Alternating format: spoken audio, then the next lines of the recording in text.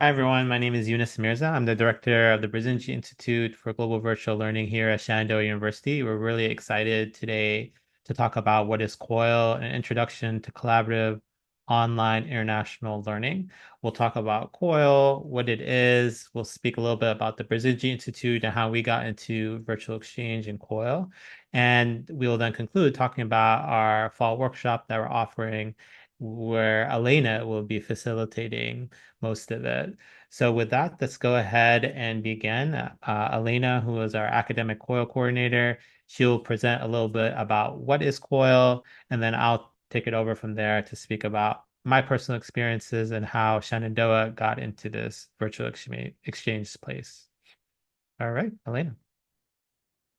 Great. Hello, everyone. Like Eunice said, I'm the academic COIL coordinator. So I mainly administrate, organize the COIL workshop. I do some teaching, but as we'll talk about, there are a bunch of folks that you hear from throughout the workshop. In addition to my COIL role, I am also the international programs coordinator at Shenandoah University. And as we say in my spare time, I'm a music history professor.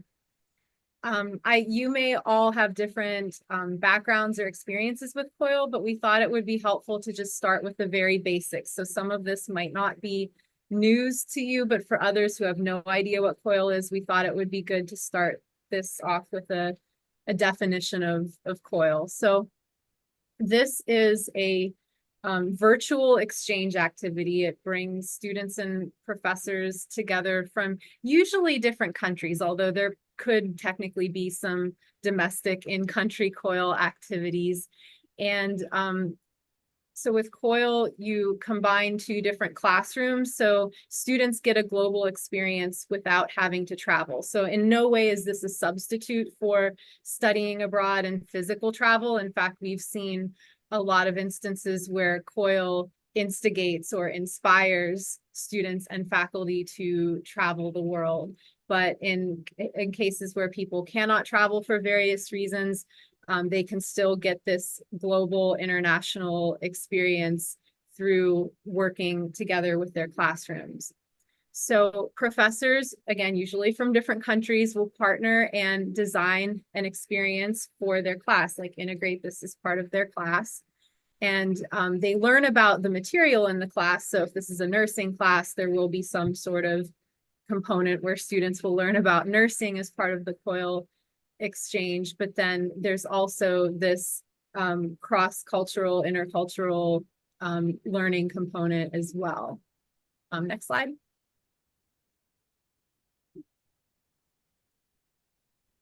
And beyond that, like, you get together with a faculty partner from another part of the world, or two. You could have, if you wanted to make it more complex, you could have more than two, but a lot of times it's just two. And you design some sort of project for your classes to work on virtually. And beyond that, COIL is kind of whatever you want it to be. So it can be created in any discipline. If you're an art history professor and you want to do COIL with another art history professor, you absolutely can. And you can also do interdisciplinary collaborations as well. So if you're interested in pairing the arts with medicine, for example, COIL is a great way to do that. In one of my COIL experiences, I'm a music history professor and I work with a veterinary science professor, and we did a project on raising awareness for animal blood cancers through like music videos and singing and all of that. So it can be as interdisciplinary as you would like it. It's very much active learning, project-based learning. So you're not doing COIL just so you can lecture at your partner's class. This is a lot of group projects and in a lot of cases kind of independent student learning too, where you kind of function as the project manager overseeing different students groups working on something. The length of the project can vary. We usually say, spend at least 4 weeks working together with your partner in the class, just so the students have time to build a relationship of some sort. But it depends on what else you need to cover in your class. It depends on the academic schedule with you and your partner. For example, the European academic calendar is different than the North American one. So the semester breaks and summer vacations don't always overlap. So that's a consideration too, but it can vary. It can be as long or as short as you want it to be. We have some cases where faculty will do like a very COIL light version where they won't really do a full-on project, but they'll do some exchange or interaction. But on average, we would say at least 4 weeks. And in a lot of cases, these are graded. In most cases, this isn't like an extracurricular thing, but it can be. And obviously, there's technology involved with COIL, so you're not like physically mailing things back and forth. Obviously, Zoom is a big tool that people use, or Google Meet, some kind of video chat. But we also see a lot of asynchronous work and just basically whatever kind of technology tools help you and your students connect with each other, you can use. So global experience with technology, and like whatever discipline you're teaching are kind of the 3 main components of COIL. And next slide. And if for those of you who like visual representations, this is kind of what a COIL exchange looks like. So you have 2 people from 2 different institutions. In some cases, in a lot of cases, you will have 2 different languages. If people have questions about that, we can talk more about that. But if you're a language or linguistics teacher, this is a great opportunity to collaborate. And then you have your discipline. So usually the professors get together and they get to know each other, their teaching styles, they plan a project, and then they implement it in their class. And then the students get to know each other and they work on the project. So again, visually, that's kind of what it looks like. And next slide. And if you do a COIL project or do COIL in your class, this is, again, typically what you would do. So you would have some sort of icebreaker team building activity that you would do. And then you would start to ease into whatever topic it is you're doing with your project. And then at the end, you would have some sort of presentation, culminating thing, whatever project it is that you develop. And you usually do some sort of like reflection or debriefing with your class. And I've usually done that like with just kind of my class, like what did you, how did you find working with these people? But you could do the debriefing and reflection with your partner, with the other class. It depends. And next slide. So how do faculty benefit? Like what's in it for you? We know we can give the students these amazing global experiences. We can motivate them to study abroad. It's also something they could put on their resume for looking for jobs, but what do you get out of it? You get new ideas for teaching and new pedagogical approaches that you can use not just with COIL. Like when I did a COIL workshop as an attendee, I was surprised how much I learned that I could do in my regular teaching. Like it prepared me a lot to do COIL in my classroom, but I also took a lot of ideas and tips for my other classes that I wasn't doing COIL with, just with the global intercultural learning, with technology. So it's something that can help with your teaching, whether or not you're actually doing COIL. And it's also being involved with COIL and a COIL or virtual exchange community is an amazing professional development experience. So, most of the time you don't just get to know your COIL partner, you get to know other people in your workshop. You can get connected through conferences. It can lead to publications. So you could publish about your pedagogical experience with COIL, or if you're a math professor and you do a COIL project with a partner who's also a math professor, maybe you two could collaborate on some sort of math research project or grant. So it's a way to get to know people, and it can lead to all of the things that we like to have on our CVs, like conference presentations and publications, invited lectures, things like that. And if you are involved with study abroad, faculty-led programs, things like that, having a partner in another country could, lead to like a faculty-led trip. We do a ton of those at Shenandoah University, and we've seen more and more of our faculty actually visiting their COIL partners, or pairing COIL with a short trip to visit the people that they work with online. So like I said before, this is not a substitute for physical travel. It's actually very complementary. And finally, in a big picture, if you are interested in, the kind of bigger picture, administrative, institutional partnership goal type of thing, we've seen faculty partnerships just grow and expand to broader institutional partnerships, building MOUs, putting, not just one pair of faculty, but multiple pairs of faculty working together. So if you're looking for something to build your resume and to travel, COIL is a great way to get started or supplement what you're already doing with that.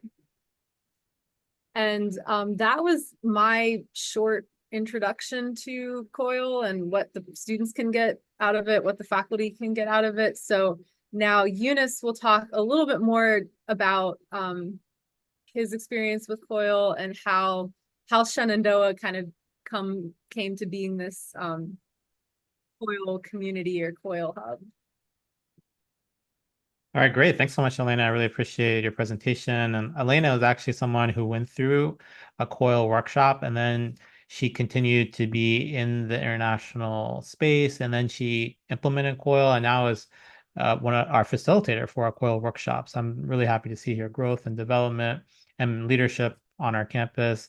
And as she mentioned, she's personally benefited from the COIL experiences, and we've seen, as I'll present, how our faculty have really grown and developed their CV and their international education profile through COIL and virtual exchange. So let me go ahead and start talking about my personal story about how I got into this space of intercultural understanding, learning, and then virtual exchange. So I grew up in the 1990s. Maybe if there's anyone here also from the 1990s generation, you could give a thumbs up or raise your hand. But the 1990s were a great decade. There was technological advancement, culture, arts, The Lion King. It was also music and culture. But it was a decade of clashes and religious war and violence. So one of my first memories was the Persian Gulf War. There was something new at the time. It was called cable television, and we were all like glued on to CNN, watching the images of Americans going to the Persian Gulf. And later in that decade, we saw the breakup of Yugoslavia and the Bosnian War, specifically the Bosnian genocide. And I remember going to protest in Washington, D.C. to encourage the US and Europe to become more involved. We also hosted Bosnian refugees at the time. The United States welcomed many refugees into the country, and I helped settle them in as a teenager and helped my mom start her nonprofit that was serving those refugees in terms of their food and shelter.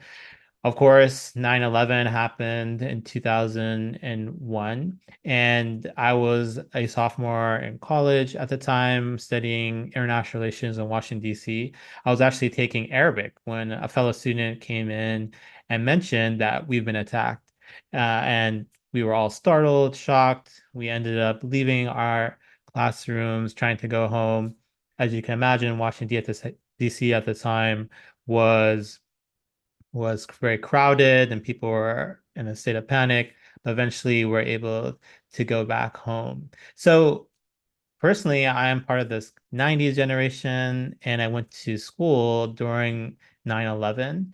And as I tell my students, so you should always think about what global issues and concerns, whether that's COVID, whether what's going on in terms of climate change right now, all these issues will affect your future career and trajectory.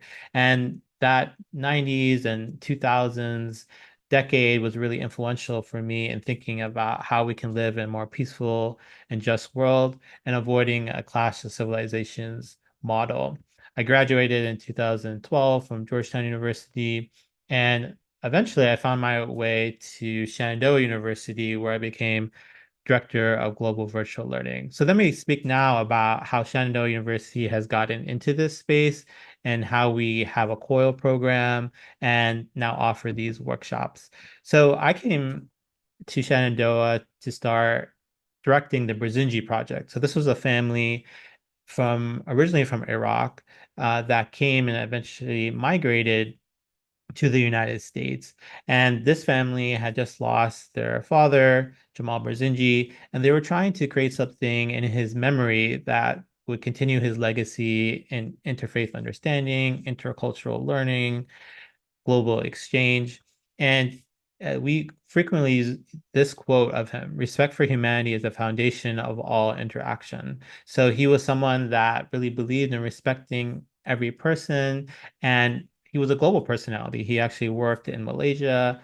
He grew up in the Middle East, studied in the United Kingdom, and eventually found himself as an American citizen.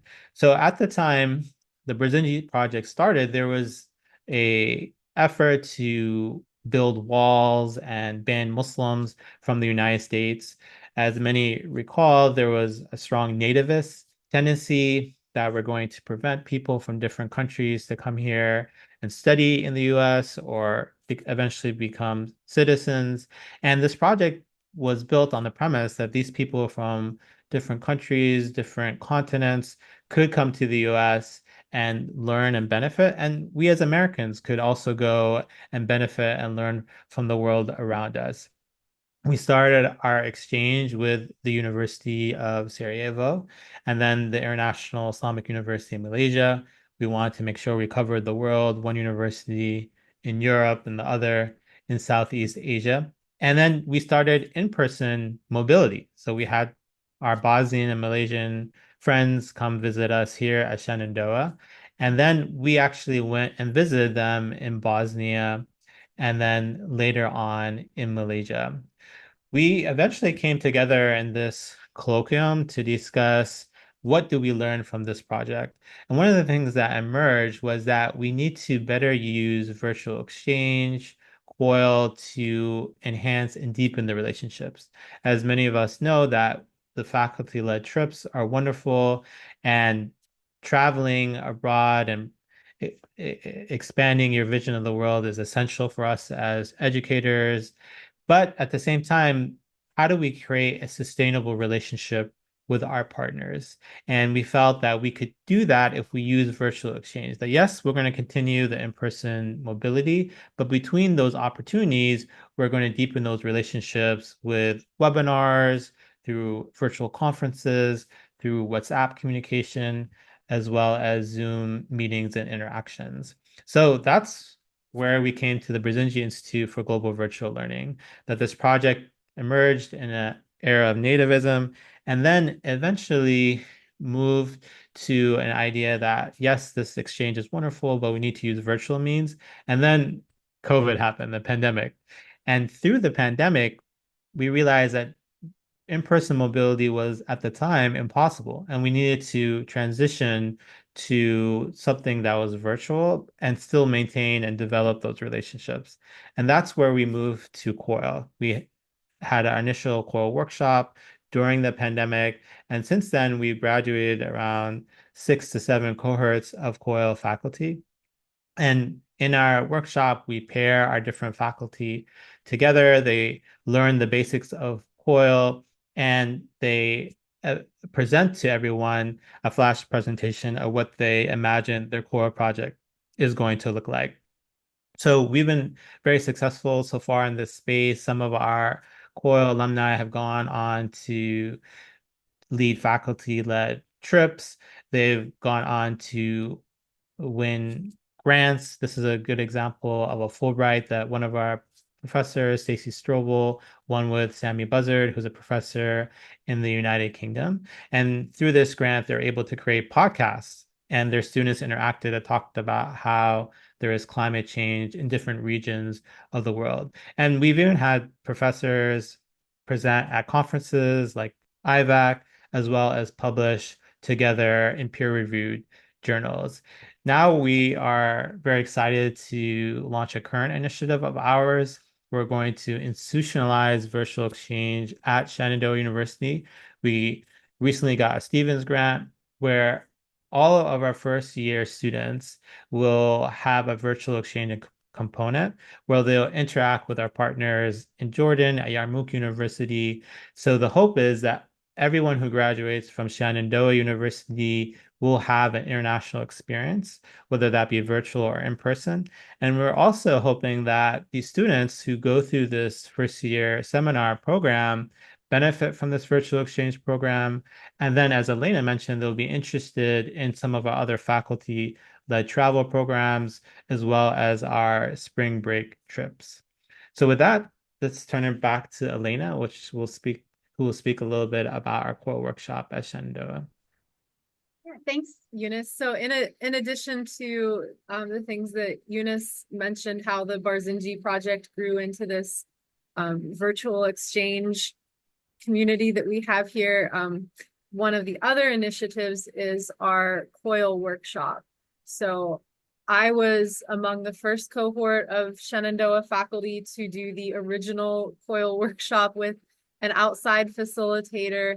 And after that, we decided to do our own, and it has grown slowly. At first, it was just within our Barzinji network with the institutions that Eunice mentioned. And recently we have opened it up to quite literally the world, so anybody can take part in it. And I think Eunice or Nada will be sharing application links and a flyer in the chat with more information. But with our workshop, it's for faculty at any level, at any point in their careers. I was very much a junior faculty member when I first started doing COIL, as was my partner. And I think it benefited us both greatly, but we've seen everyone from the most junior first level faculty up to higher level administration do our workshop. It consists of 4 synchronous sessions on Zoom. So an hour, 9 in the morning Eastern time. We figured that was the most centralized time with the different time zones. And then there's one asynchronous session where you have things that you read and watch. The synchronous sessions will be recorded if you have a time conflict. We always have somebody who is teaching a class during that time. So even though they're synchronous and we encourage everyone to attend, quote, in real life on Zoom, they're recorded. And this fall, they'll be on Thursday mornings. And some of the topics that we'll cover include assessment. So that's something that faculty always have questions about with COIL. So I have this great partner, this great project. How do I grade my students? How does my partner grade their students? We go over that. We go over technology, and we're trying something new this fall where when faculty apply for our COIL workshop, we ask them how comfortable they are with technology and what they have experience with, and then we will personalize the workshop. So if we have a bunch of, technology wizards that know a lot of stuff, then, we'll cover more advanced topics, but we'll try to make it relevant and helpful for everyone. We talk about building relationships, not only between like you and your faculty partner, but also how to foster collaboration and build relationships among your students. So we give ideas for icebreaker activities and things like that.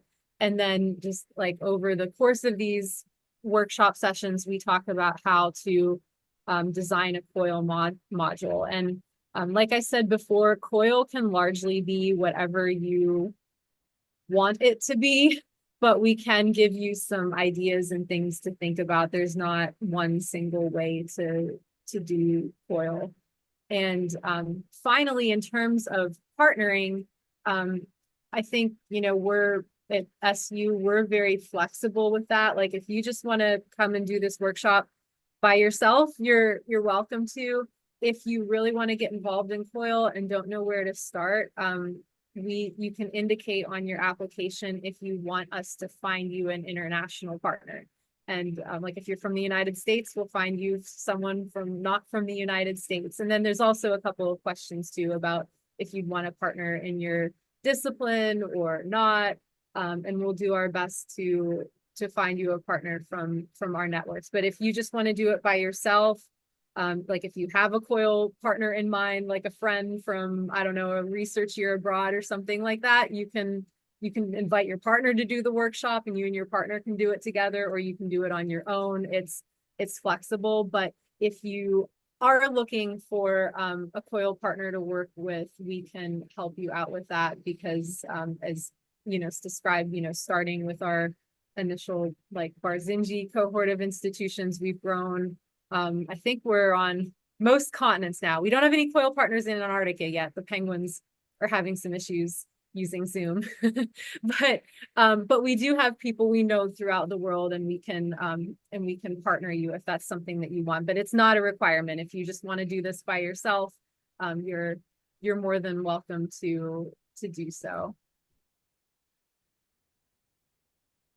And yeah, Eunice, did you have anything else to say about the workshop?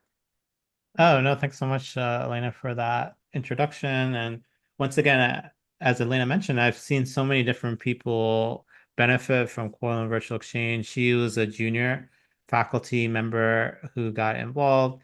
And then we've had people in mid-career that are that they've now been in the field for a good amount of time, but they now want to try something different. And even senior faculty members who are full professors, maybe administrators, but they want to try something new, travel a little bit more, present at conferences, visit their partners. So we found people from all different stages. Myself and Elena were both actually come from a professor background, but now we're in the Office of Global Engagement here at Shenandoah. So there's so many different ways that someone can find themselves in this space.